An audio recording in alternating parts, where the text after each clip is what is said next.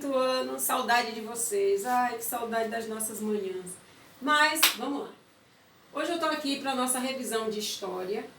Antes, eu quero só fazer uma observação que eu solicitei a vocês na semana passada, que para fazer as avaliações digitais vocês estudassem algumas páginas do livro.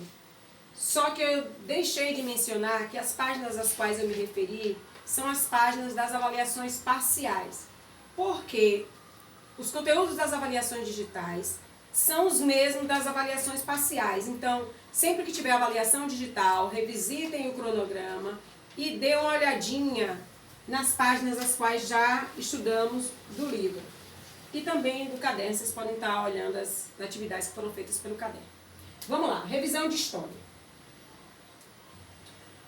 Bom, nesse bimestre descobrimos a importância da história e de um profissional muito importante que é o historiador.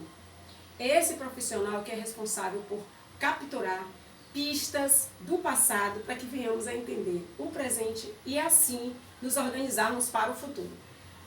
Vamos ver como são chamadas essas pistas e quais são elas. Vocês lembram? Vamos lá. Bom, essas pistas são chamadas de fontes históricas. As fontes históricas elas podem ser orais, a exemplo das gravações. Lembram que eu dei para vocês o exemplo da mãe da minha colega que gravou as primeiras palavrinhas quando ela começou a falar e tem esse registro até hoje? Esse é um exemplo de uma fonte oral.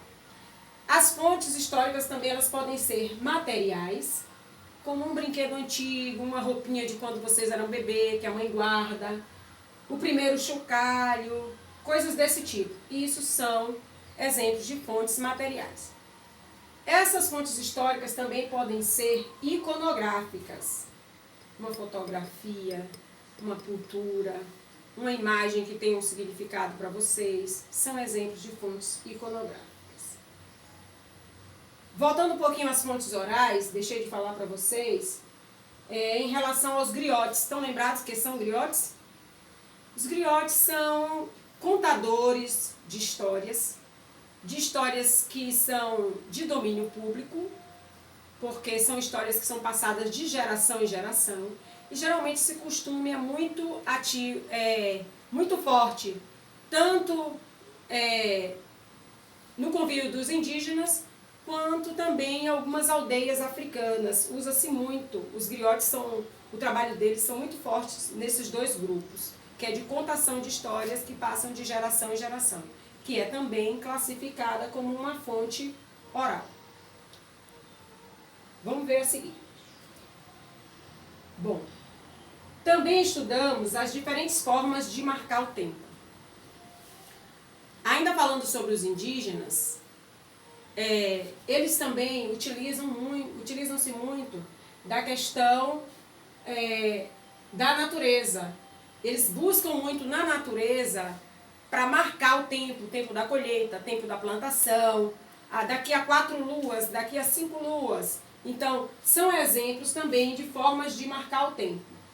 Um outro exemplo, pesquisando para montar esse slide para vocês, eu achei também o relógio da água. Tem aqui o relógio de ponteiro, que é conhecido nosso.